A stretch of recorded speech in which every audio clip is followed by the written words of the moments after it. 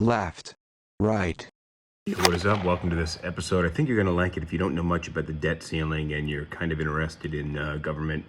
Well, you'll definitely find it interesting in that case. If you're not interested in government, well, hopefully you'll enjoy some of our conversation. Either way, you got an hour ahead of you. You don't have to stick around for the whole thing. I appreciate those of you guys who are watching. Don't forget, subscribe, like. Any interaction with the podcast helps us out, and for that, we appreciate you. Thank you, and I'll see you guys on the other end. This is SipTalk. Grab a drink and enjoy. Crisis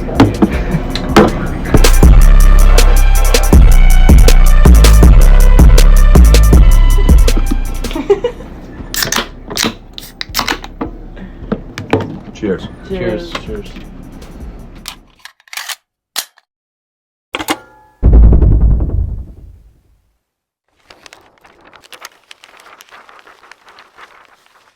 All right, that's our intro music. What's up, everyone? This is SipTalk, episode 138. My name is Justin DiGiulio, out of my basement in New Jersey, joined by James, the Boswell, philosopher, accountant, referee, and Bartender. Yeah, see, there's a lot, man. There's a lot to it. And bartender out of Charleston, South Carolina. James, what is happening? Got my bush ice cracked open. Got a little bit of research on tonight's topic on the other tab. Brilliant. Very nice. Bush ice. I have an icy Corona Premier. I think there was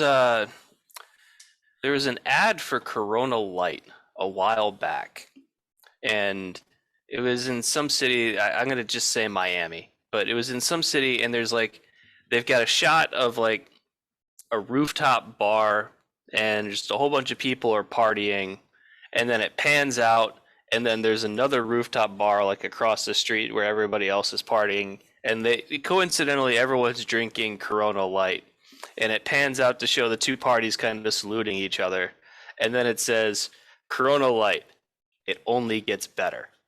And I thought, what a terrible but accurate tagline. Because if you're drinking Corona Light, your night can only get better. This is bad. This is real bad. Trust me. It only gets better. Well, were there other two products in the lineup? You got the they have few products in the lineup actually, but you get the regular Coronas, and you get the Premier, which is ultimately the ultra light version of Corona. And I like their marketing because it's called Premier. It doesn't say light on it anywhere, and it's got 2.5 grams of carbs and 90 calories. But they don't promote themselves as being a light beer, so I think that they did a pretty good job with the marketing on that. Now the Corona Light commercial, most people aren't going to pick it up the way that you did. I would probably be thinking the same thing. Well, as you said it, I thought exactly the same thing. Yeah, I just read it literally. I'm not reading into it at all. I'm saying it only gets better. All right. Let's have another drink then. It won't be Corona Light so we can get better. So before we get into the topic, I'll talk about the topic. Tonight we're going to talk about the debt ceiling, which is we're about to hit the debt ceiling. I don't know. Do you know what the date is off the top of your head? No, I don't. All right. Well, we'll get there. We'll get there. Research department. Yeah. Well, we'll get there in a second. I caught some headlines I was listening to on the radio this morning, and I heard in Idaho, a student brought a gun to school in her backpack. So a couple of surprising things.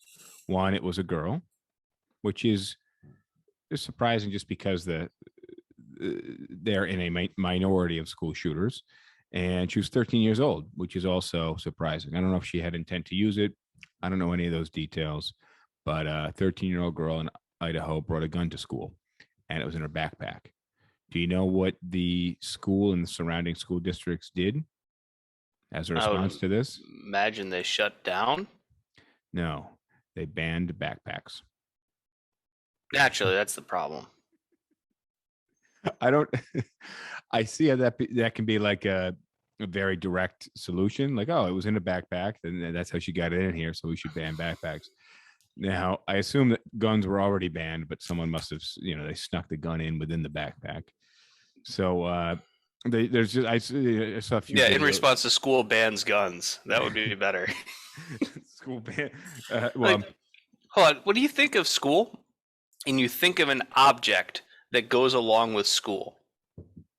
Well, I think of textbook, pens, pencil, some Wouldn't notebooks. backpack be in like your top 5? Well, a backpack would have to come along with all of those things because school textbooks are super heavy. Yeah, but like if you think you're going back to school, what are the things you need to buy?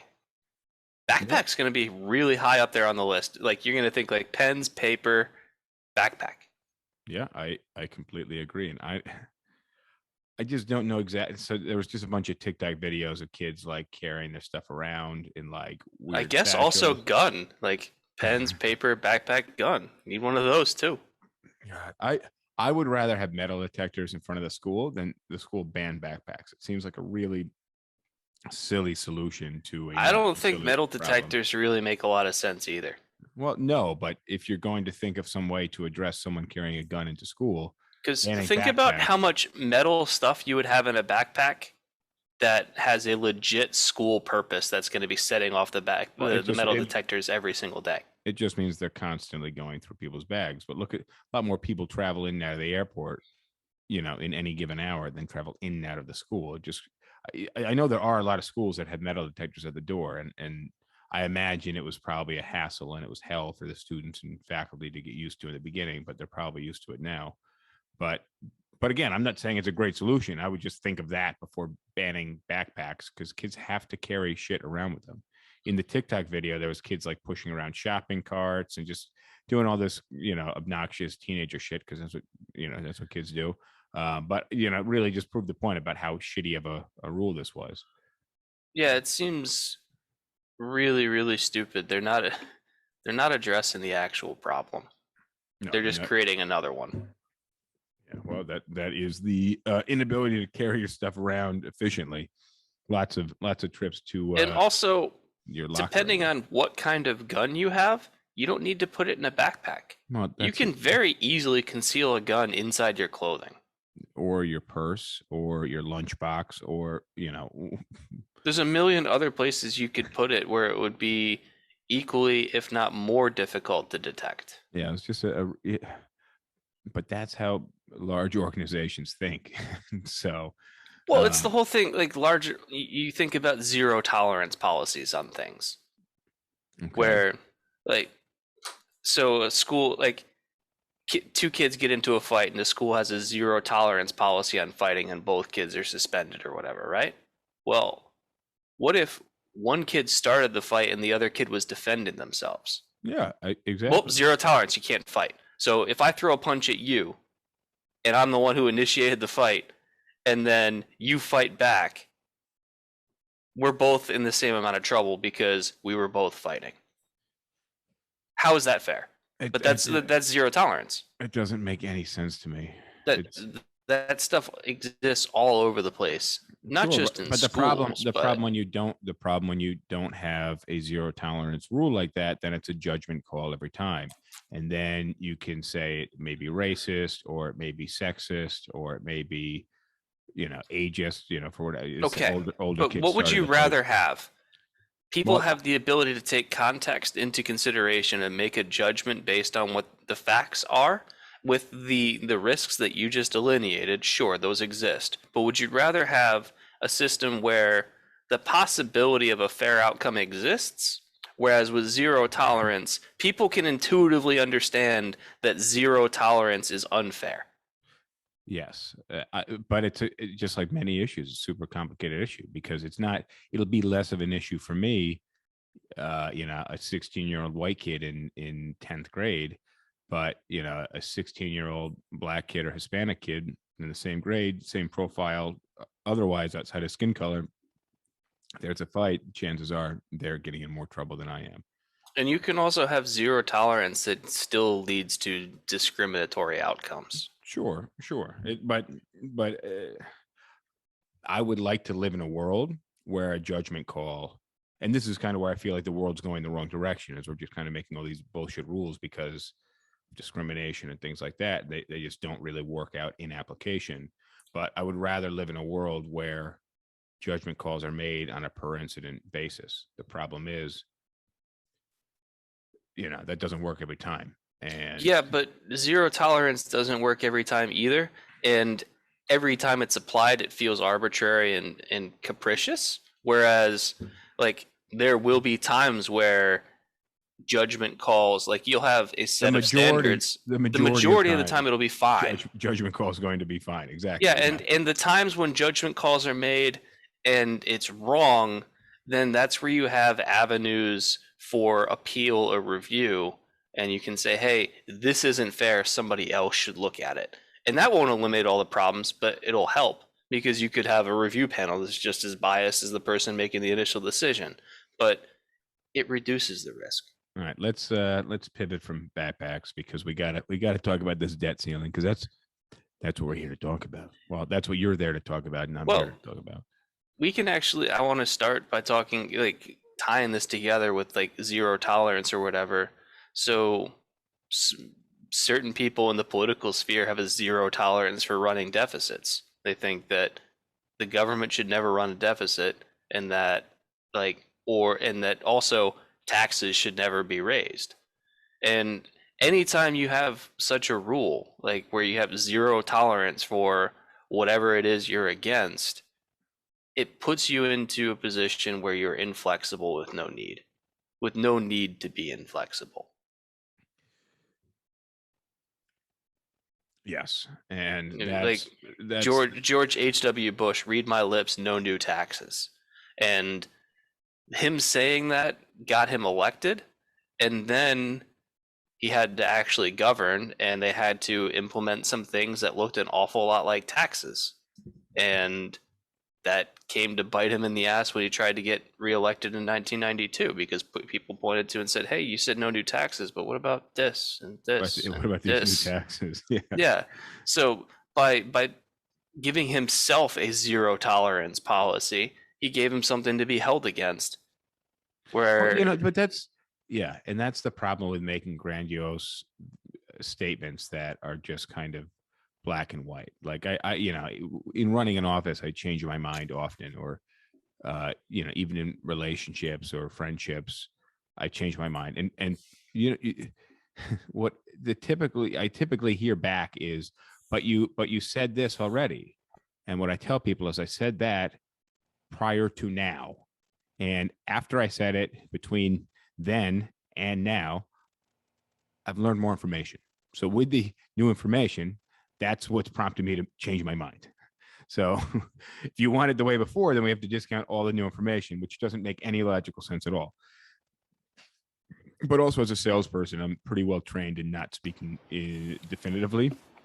So when you're speaking, you kind of give yourself, I didn't say, as a salesperson, I'm perfect at speaking indefinitively. I said I'm pretty well trained, which gives me the out for when I fuck up and somebody calls me out on it. I can say, well, I didn't say I was perfect at it. Are you catching my gist, or am I not doing a great job explaining that? I would reference like 3 sentences prior. Fuck. All right. So do you want to explain the debt ceiling, or should I give it a crack? Well, basically, so the date that I saw is October 18th is when we get time, man. Yeah, I know. Let's deal with this on October 17th, or maybe October 18th, before it actually hits like whatever time of day it matters. So hang on. So my credit card bill is due October 18th. Okay. So here, if we analogize this to a credit card, imagine this is like your spending limit on your credit card, right? Mm-hmm. So let's call it a joint account. Whatever the case is, it's a credit card and it has a spending limit. All right. Okay. And right now, your credit card, let's say your spending limit's $10,000 and your balance is at $9,990. And between now and the end of the month, you're going to have a couple recurring bills happen, like your cell phone bill, right? Mm-hmm. Let's say, and you know that $100. Okay. Let's say it's $100 or whatever, $110, whatever the case is. You know that between now and in the end of the month, you're going to have some bills hit your credit card that you've already agreed to pay. You already signed the contract with the cell phone company, whatever. You can't get out of it. Mm-hmm. And so you don't have the money to pay down the credit card balance right now. That's why you're carrying a balance on the credit card to begin with. And so you have one of two choices. You can either call the credit card company and say, hey, my credit limit's 10,000. Can you raise me to 12,000? Or you can have those charges hit and get declined, which means that you might not have your cell phone anymore or whatever other services that you need that are going to automatically recur in the next 3 weeks before your next statement comes, right? Mm-hmm. That's almost exactly what's going on with the debt ceiling right now. Is the fight over the debt ceiling is not about whether or not we're going to do more spending and spend more money or anything. The debt ceiling is our credit card's maxed out and we've got all these bills that we said we were going to pay from various legislation that was passed prior to today. So all the normal things government does, plus all the things that they've added since coronavirus and everything else, all that stuff costs money. And they've run the numbers and said that we know that the bills that we're going to have between now and October 18th are going to push us from where we are right now to our spending limit. So it's not about saying we're going to spend more money. It's we know that we're going to be spending more money because we already said we were going to. And we need to raise the limit on our credit card to be able to afford it. Otherwise, we won't be able to have the services that we need. If you remember back in like 2 years ago when the government was shut down for like 6 weeks and like the TSA was shut down from like full operations to maybe like 25% and like super long lines at the airports and all the national parks were closed and like a whole bunch of government was shut down and inconvenienced a ton of people. And all the while, like the essential government functions, so like stuff like the postal service, the military, military police, and the TSA for whatever they could scrap together, all those people were working. They were eventually paid. It's not like they just worked for free. They weren't paid in that. Yeah, they weren't paid at their regular weekly or biweekly paycheck though. Right, because the credit card was maxed out, so they had to wait for the credit card limit to be higher, so that way that the government could run the charges on the credit card to pay the people who were doing the things. So this isn't a fight about whether government should be spending money or what it should be spending on. It's we've already agreed to spend this money. We don't have that money right now, so we need to increase our limit. Well, yes, but the government is almost always in our lifetime running at a deficit.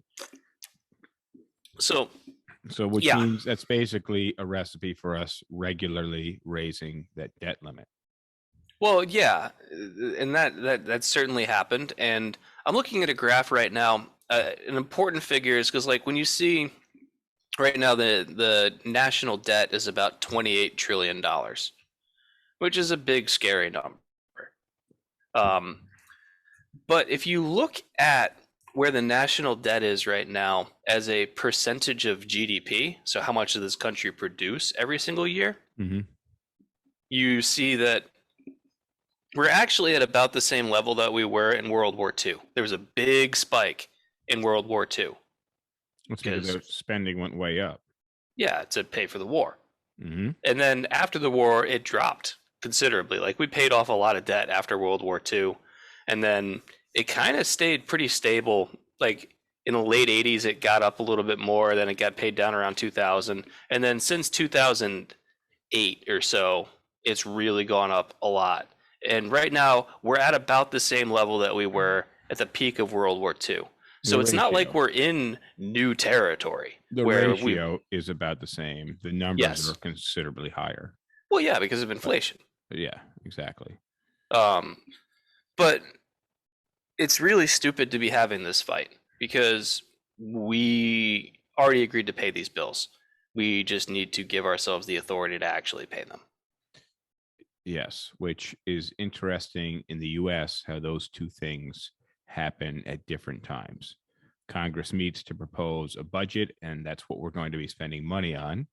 and then the president has to pass that, and that does not take any. I'm sure some consideration is taken, but it's not voted at the same time as the debt ceiling is. The debt ceiling is no, they're two different things. But I think the analogy of a credit card makes the most sense. Where you bought the cell phone and you bought the cell phone plan, and you know that's going to cost you $100 a month, and but I've created a budget plan for myself, and while I earn $10,000 a month, and I put every expense on my credit card, my monthly expenditures I've decided to budget, and they will exceed $10,000 a month. Yeah, and the reason why the government can do that and you can't is that the government's the one who prints the money. Well, they also but they also sell bonds, and that's how so they're not really increasing the limit allowed to them by calling their credit card company. They are the credit card company. Exactly, they are the credit card company, and they're affording these extra expenses and expenditures by selling bonds. So right, but the thing is, if they need to pay those bonds back, like they could, if the government wanted to, they wouldn't do this because it would be a bad decision in terms of inflation and everything else. But if the government needed to pay off, let's say, all right, so $28 trillion is what we owe right now. In theory, the government could pay 100% of that back tomorrow. Why is that in theory? Because I don't see. Well, in theory, meaning they would print the money and make it happen.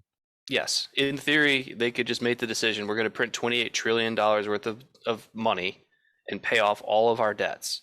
Now, what that would end up doing is cause a huge amount of inflation because the money supply just went way up, and it would devalue our currency, and there'd be a whole bunch of macroeconomic effects that would really affect the entire world.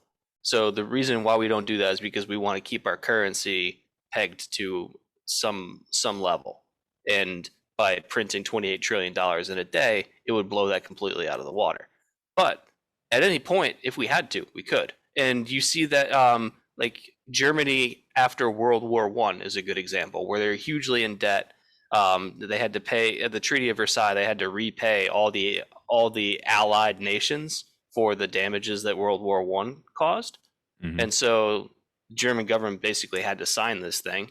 And so what they did is they just printed a crap load of money to pay off all their debts, which worked, but it also completely dumpstered their economy because, like, the price of a loaf of bread went from $10 to $1 million in like a week.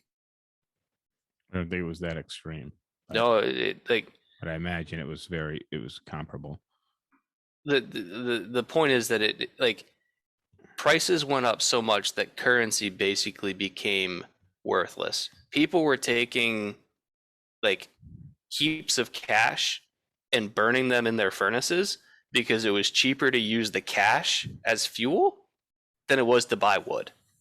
That's wild. That's absolutely insane. So that's why, and so to get to the point about where the debt ceiling fight is and where it's going, it's a really stupid fight because it's something that, as I've already said, but right now the Republicans are going to say that they're going to refuse to vote to increase it. Okay. And their logic is Democrats control. Well, where do you want to go with this? Oh no, I'm go ahead. I'm curious. Okay, I'm curious so their argument is that Democrats control both houses of Congress right now, and so the responsibility lies on the governing party to raise the debt ceiling. And to me, that's just a super disingenuous and bad faith argument, because while Trump was president, Democrats made it no secret that they didn't like him or anything he did. Yet, I believe it was 3 times the debt ceiling came due, and the Democrats voted for it. The reason being is by not voting for it, they wouldn't be hurting the president or the Republicans. They'd really just be hurting the American people. And the Republicans right now want to make the Democrats the ones voting on it, because then they could play campaign ads showing the Democrats voting to raise the debt ceiling and make it seem like the Democrats are just putting the nation further and further in debt, when that isn't really what's happening.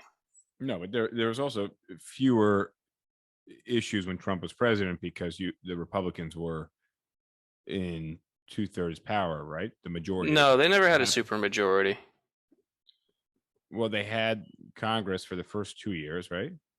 Yeah, but they didn't have like 2/3 of Congress. Of Congress, yeah. But no, but they would need 2/3 to overrule the president. As long as they have the majority. The It's between Republicans Congress never, the and Republicans the never had president. 66 senators. I think the most they had was like 54 or 55. So I think just to clarify how it works, the president can't really make up the budget. He can make suggestions on it, but Congress is going to make a budget proposal and send that to the president. The president has to okay it or veto it. If the president chooses to veto it, if Congress has a supermajority, which is 2/3, they can override the president's veto. And I think so. That's for the budget proposal. And I think it's the same for the debt ceiling. I think it's the same for anything. Pretty much, yeah. Yeah. But ultimately, it's on Congress to come up with this. And right now, what's the split with Congress right now? The Senate's 50-50, which means that the vice president gets to cast a vote to break any ties in the Senate. So it's effectively 51-50 in favor of the Democrats. Okay. Well, but the thing is, 51 out of 100 votes is not enough to pass a bill right now because of the filibuster. And so there's two aspects to the filibuster. There's, if anybody has seen the movie Mr. Smith Goes to Washington, which chances are in middle school you had to watch, like towards the end of the movie. Was Mr. Smith that like I'm just a bill and he No. There's a cartoon, No, this was a live action movie. She probably shot in like the 30s or 40s, but it's a guy who's like newly elected senator and like there's some law or something, and like the climax of the movie is him giving a filibuster speech on the floor of the Senate where like by the end of it he's so exhausted like he can't even stand, and he's like carried out by his colleagues and he successfully defeats the bill. And so the rule used to be, it will still is, that like any senator can filibuster a bill by basically just talking. And the rules are that like they basically can't leave. So while they're on the floor of the Senate, they have to be at their podium and talking the entire time. No bathroom breaks, no food breaks, no nothing. You need to go, like South Carolina's senator has the record for the longest filibuster, and I think he actually brought like a bucket or like bottles or something so that he could pee while he was giving the filibuster. And in true South Carolina style, he was filibustering against the Civil Rights Bill. So, good job, South Carolina. That's so funny because I was actually I was shown today it's like something you piss into while you're in the car. Because I was talking about having to piss when you're on road trips. Oh yeah, you could have like basically like a little catheter kind of thing. But the whole idea is that it's like external. It's external, but the whole idea is that like you're standing on the floor talking for hours on end to delay the passage of a bill. And then can I just I just to interrupt for anybody who's watching who's not familiar with what a bill is, I just want to share this. Goes a little something like you playing Schoolhouse Rock? No, maybe.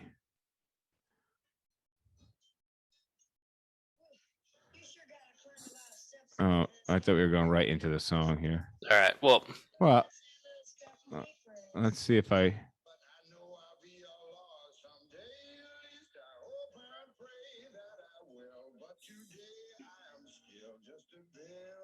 Yeah.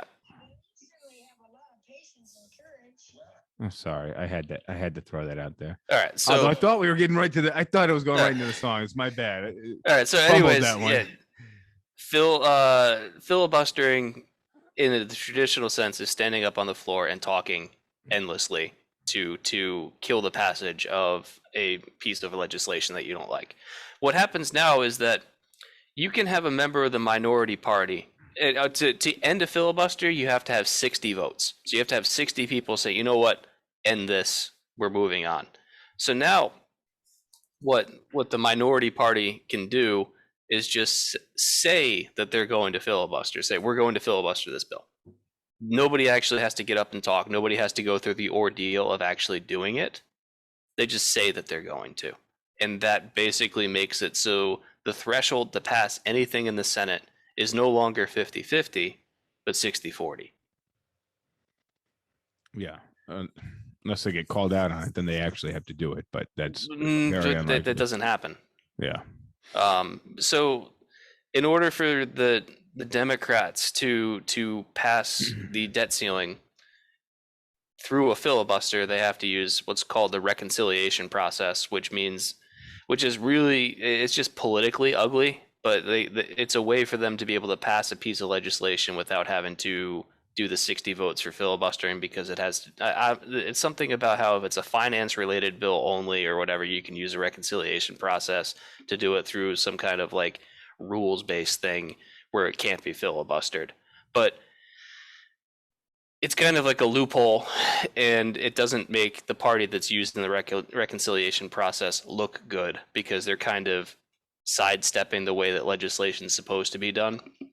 And so what a lot of people are proposing is like, this is the time for the Democrats to just do away with the filibuster rule entirely, because the filibuster is preventing the Democrats from passing a whole bunch of things that they would like to pass, like voting rights reform and infrastructure bills and all sorts of stimulus spending. And hi to Maria Salas as well. We're doing a civics lesson today.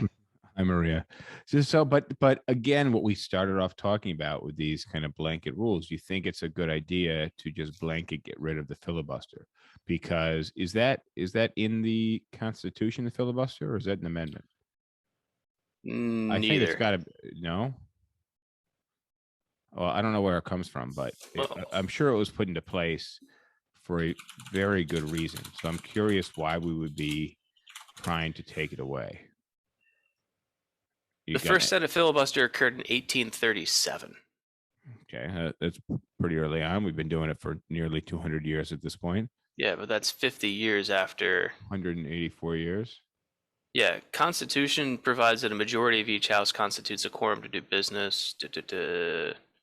So my guess is just some dude stood up in 1837 and just didn't shut up for like 10 hours. And he's like, this is a filibuster. My name's Phil, and I'm going to bust the shit out of this bill. It's not happening.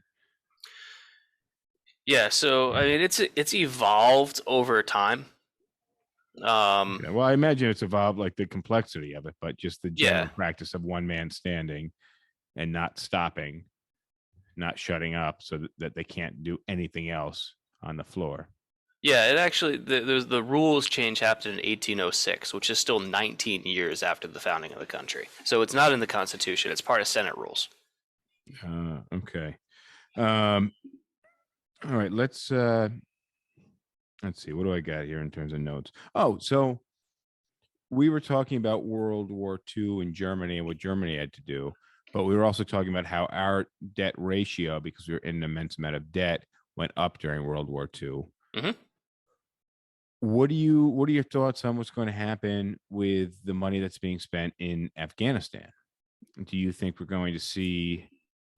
What money that's being spent? You mean the money that we did spend? That was being spent, that is no longer being spent in Afghanistan. You think we're going to see, the spending is going down on the military? I assume so. No, the military budget's still really high. We're just not blowing that money in Afghanistan anymore. So what's the military going to do with these extra billions and billions and billions of dollars? The same thing they do every year. There's so much waste in the military. You can ask anybody who's worked in the military and they'll confirm it for you. Because let's say you're, I don't know, an officer and you've got a division or whatever, and you've got a budget of $1 million, and you get to December and you only spent $700,000. Well, you've got two choices. You can either finish out the year at $750,000 of expenses, and then next year your budget's $750,000. Yeah. Or you can find a way to spend that other $250,000 that you keep your budget. Yeah, but that's where that's where a good president, I feel like, would actually come into play and like get at a deeper level and really look at or have somebody that's handling this and look at what the spending is. But if we were spending a couple $100 billion in Afghanistan and now we're just not in Afghanistan, then presumably, maybe we could reallocate some of those funds in the military to maybe some of the places in the military where money wasn't being spent, but we probably don't need to reallocate all of it. Yeah, but that's not going to happen. The military budget for like every year, the military budget increases, and that's something that both parties do. Because I'll tell you one thing that's super politically unpopular is closing bases. Because if you represent an area that has a military base and that base closes, that's a ton of jobs and a ton of economic output for that area that just goes away. So, Yeah, I get and that. virtually every member of Congress knows that it's kind of a crapshoot as to what bases may be closed. So it's kind of an agreement among members that like they know that closing military bases could impact them. So they all just kind of say we're not going to do that because it is so unpopular. Because if you have a military base closed in your district, you're pretty much guaranteed to lose your reelection the next year. Yeah, that would make complete sense. So, talking about the military, we talked about World War II. So, do you know prior to World War I that Congress had to vote every time they needed to borrow more money? No, I didn't know that. Yeah. So, in 1917, rather than vote every time they wanted to issue more bonds, they created a ceiling. And now, every time we need to increase the debt ceiling, we have another vote. Well, that makes sense when I look at this graph. I'm going to send the link so you can look at it as well, because there's a huge spike that corresponds to almost exactly 1917. Okay. All right. Let's see if I can throw that on the screen for anybody who's watching live. You won't be able to see it, but federal debt held in the public 1990 to 2050, and then obviously it's projected on the right side here where it's going to be going. But yeah, World War I, you see a giant spike, and then of course the Great Depression, and then of course our debt goes up vastly from there. So we had a depression, but then we had this great borrowing in World War II, and then it does recede quite a bit in the 60s. It starts going down the 50s, 50s and 60s, bottoms out in like the mid 70s. Yeah, and then late 70s and early 80s, where there's a whole bunch of economic problems and inflation, so it goes up again. And then the late 90s, the economy was really, really good, and we were actually running surpluses, so we paid some of it off. Yep, we put a good dent in it. We brought it down. It looks like to maybe 2/3 of what it was. Went up a little bit, and then it looks like it's really going up since Obama, and it's still going up, really. Yep. So that's not great. Now, Obama had a lot to spend on because we did have a lot of shit happen in 2008.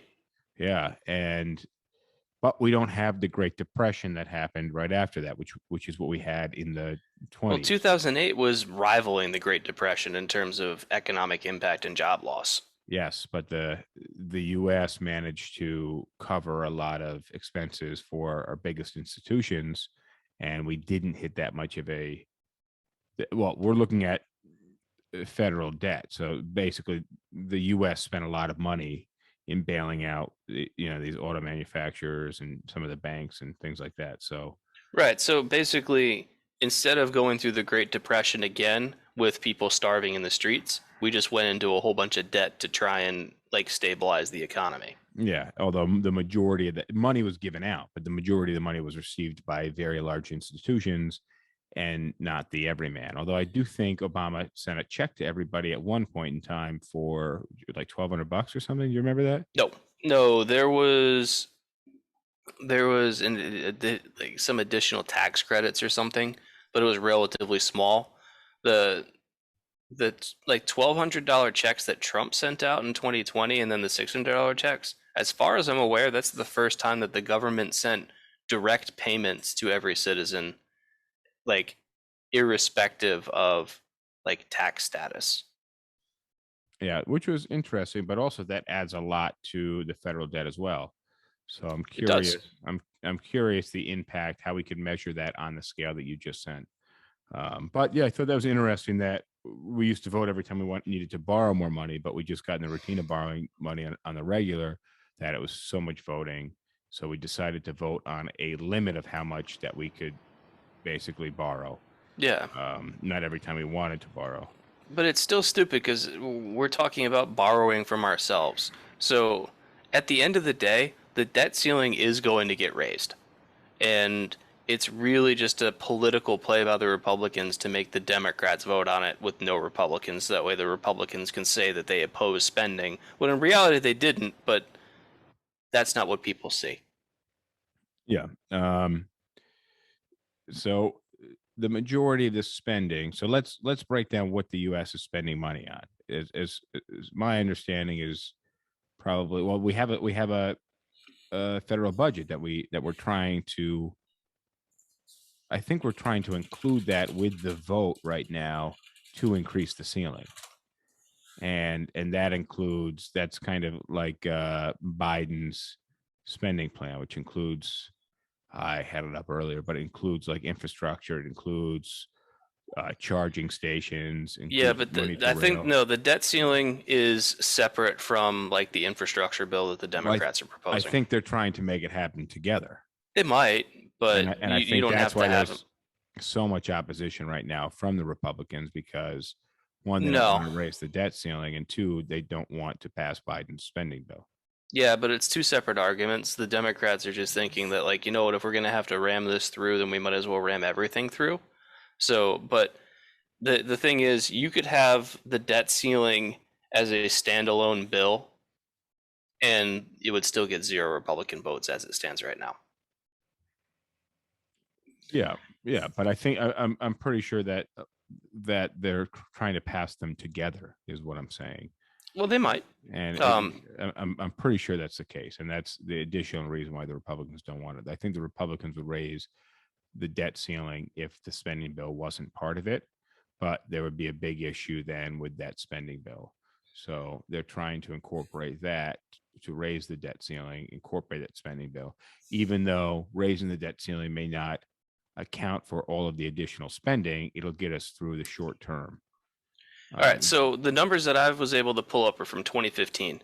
Take a guess what the 3 biggest things are that the government spends money on. Military. That's number 3.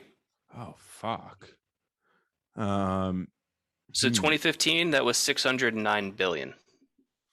Military. Oh, fuck. I thought that was going to be easy number 1. Damn. Is infrastructure on the list in any way, shape, or form? Kind of. Okay. But even if you take all of the things that you could classify as infrastructure, you're not getting, and add them all together, you're still not getting to 1 or 2. Well, my guess is it's not like space exploration, national parks. Nope. Robots. Space robots. Science, if we go with science, that's 30 billion. That's 1/20th what the military is. Okay, but yeah, what are the first 2? Social Security, unemployment, and labor. 33%, 1.28 trillion. Wow, so the majority of our money is going out to Social Security being number 1. And number 2 is Medicare and health. Dude, I had a client who put an application in today telling me that he made $80,000 and he had 4 recent paychecks.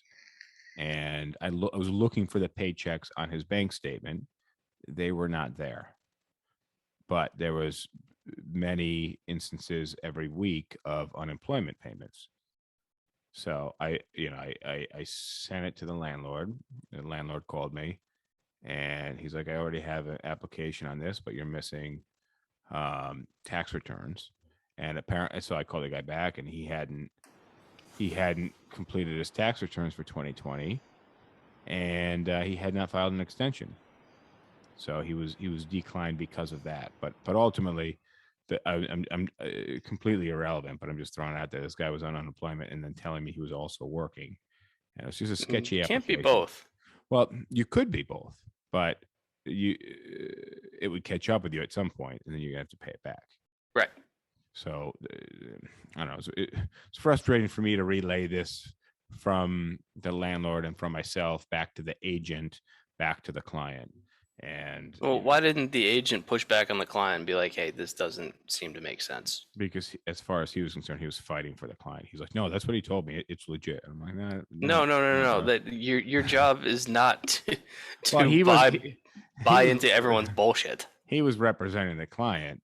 I was representing the landlord in the transaction, but still, it was really fucked up and just I don't know.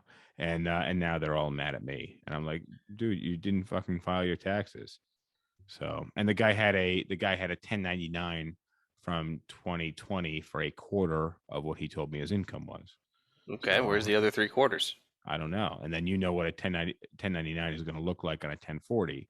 For anybody who's listening who doesn't know the difference between those forms, the 1099, your employer either gives you a W-2, which means they probably pay you a salary or wages, and out of each check comes a tax deduction, or they give you a 1099, and that means they pay you for whatever service you're providing. You're an independent contractor, and the taxes do not come out of it, which means if at the end of the year, say you get a 1099 for 100,000, you may have additional expenses that are deducted from that 100,000.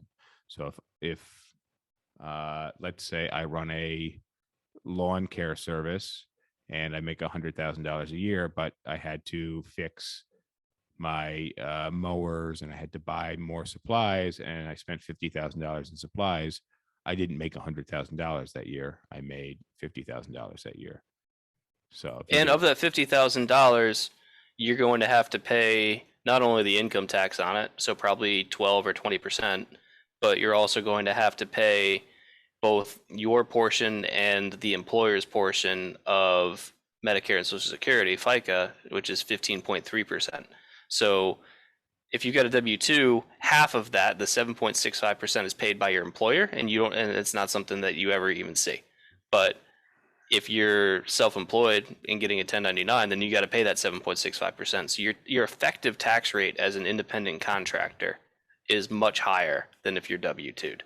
Yeah. So point is, a $100,000 1099 versus a $100,000 W-2 probably means that the person with the 1099 ultimately has less money in their pocket. Yeah, $100,000 W-2 represents much more cash to the employee than a $100,000 1099. Which is why when you're applying for a loan or anything real estate wise, they want to see your 1040. They want to see your Schedule C. Well, if you have a 1099, but they want to see your 1040 because the W-2 or the 1099 are what your employers give you. The 1040 is a breakdown of your taxes, and you submit that to the IRS. So the 1040 is really kind of the clarifying picture of the breakdown. And then if you are 1099, the Schedule C is the portion that shows the breakdown of your expenses.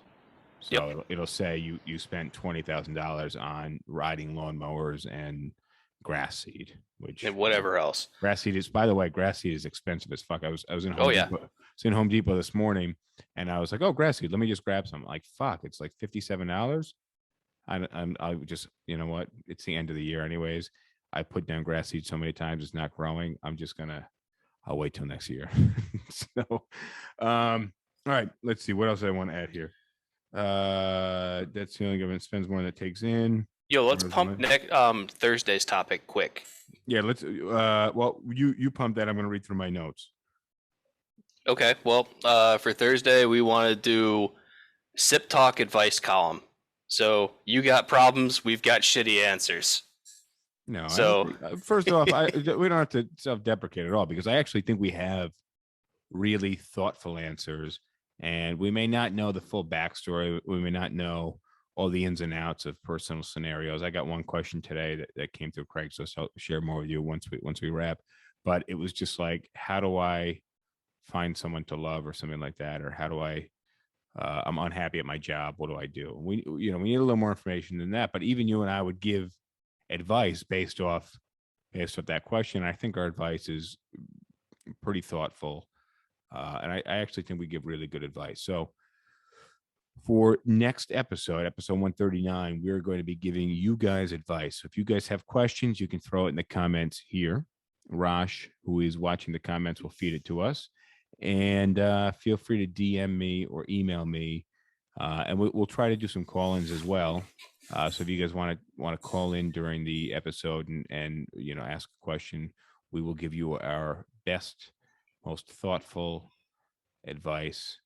James will dig deep down into his philosophy background, and no real limits on topics. Maybe his accounting background, but yeah, I think it's more fun if we're challenged with the questions that come in. So again, do you like being mentally challenged? Yes, I do. I was just gonna do something real. I was gonna say retarded. Fuck.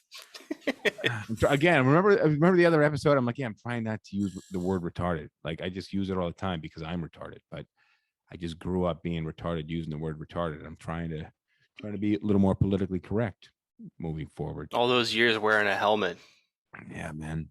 My motorcycle helmet is so it's pretty snug. So if I wear it to work on my ride in the morning, I have lines that just run across the top of my head like racing stripes across the top of my head. A little embarrassing. All right, let's get back on topic real quick. A couple of things I want to add.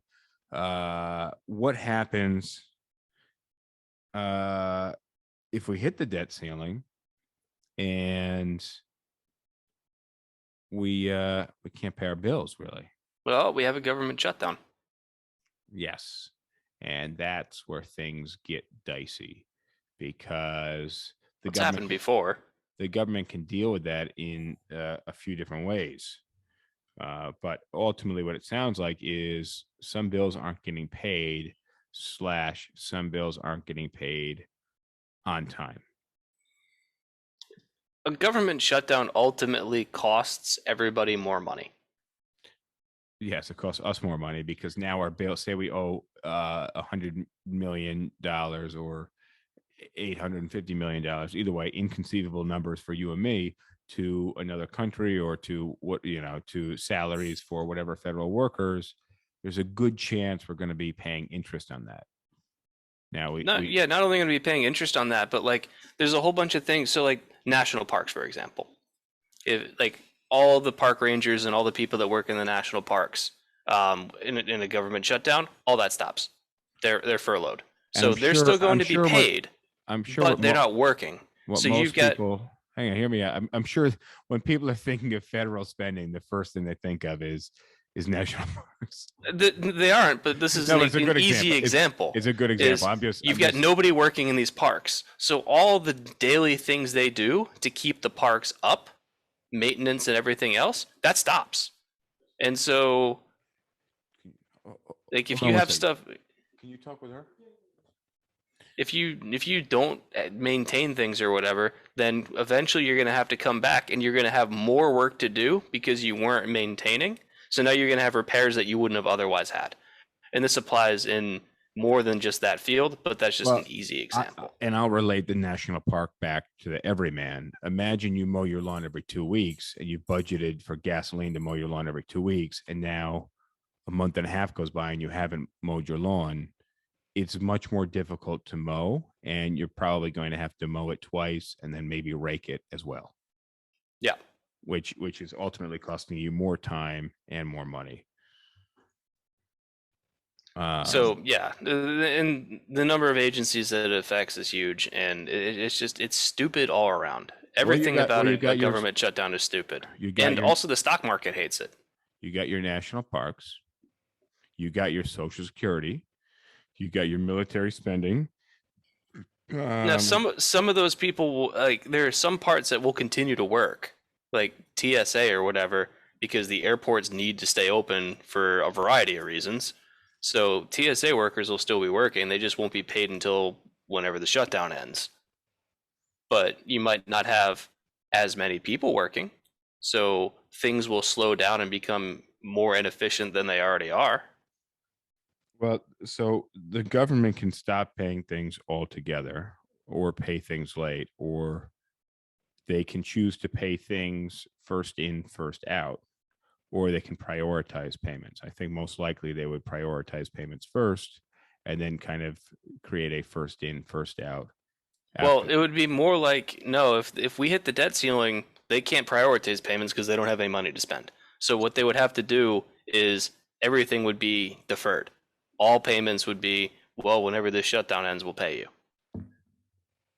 Well, and that's, a lot of federal employees. The government pays for a lot of things, not just employees, but just kind of all around the US and all around the world that we're paying for. So those things in certain ways can just completely stop functioning.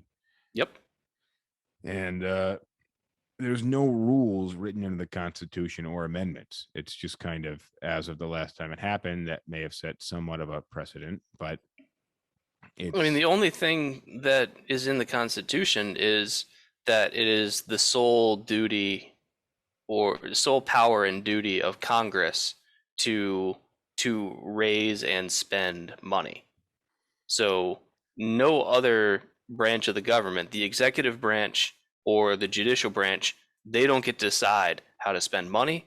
They don't get to decide how to tax people. That's Congress alone. Exactly. So let me just read this quick TikTok comment. Says there's a lot of spending on high technology and research for new products that we might use in the future.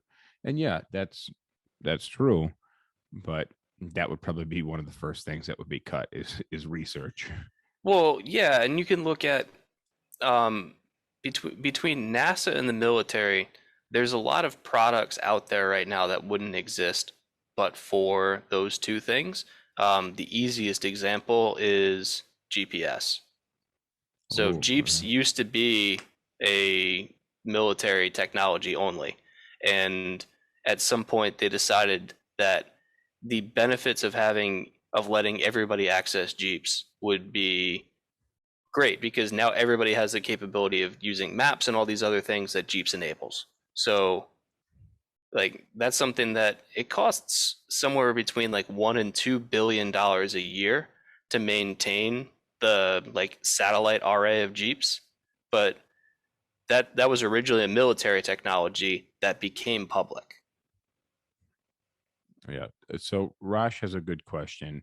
He said, could a government shutdown be an excuse for another lockdown? That's a good question, but I think a fairly simple answer, and I think the answer is no, that we because I just don't think shutting down does that much good for government spending. It does a little good for government spending, but also we have to manage the shutdown and enforce the shutdown, and people will still get sick.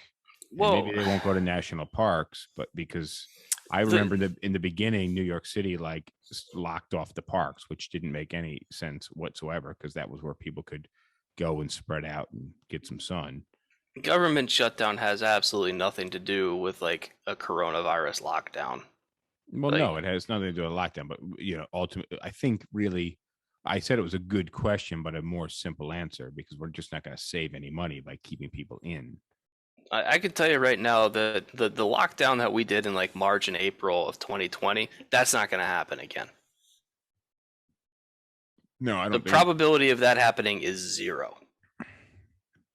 I don't think it really did anything at all. And the fact that they called for a 2-week shutdown, which turned into a 90-day shutdown, or maybe I think it was. I actually think it did accomplish something. The problem was in how people behaved. Well, people didn't really stick to that 2-week shutdown, and that Right. And that was the issue. So, but it did have an effect, even if like it wasn't perfectly implemented, you could see that it had an effect. And like by mid to late May, things were starting to get under control again, and that's when a whole bunch of states started opening up in my argument, prematurely, and that's why you saw in the states that opened up early, spikes in cases. And this is back to like last summer. But you could really draw a direct line between the states that locked down hard versus the states that opened up early, and you could see which states did better in terms of cases per capita. It wasn't a hard trend to discern. Well, have they? Do we have a death per capita? And so are we really measuring the death rate yet on this? And are we matching it by age? Yeah, they've been measuring that since the beginning. Well, my question was meant to be a bit more specific, but I actually just clocked the timer as I asked the question and chickened out on it. So tune back in for the advice episode. Next episode, we'll see you guys on Thursday, 2 days from now. Episode 139. See you then, James. Thanks for joining. Yeah, give us all your problems. Raj, thank you for being here. See you guys next time. All right, thank you for joining this episode of SipTalk. It was a pleasure having you. I really enjoyed the time we spent together. And if you have not already, please subscribe, like, share, comment. Anything you do, I will repeat, anything you do helps us out. We are trying to grow this podcast. We have fun doing it. We enjoy your interaction. And thank you again. See you guys next time. I like PBR. I just got priced out of it.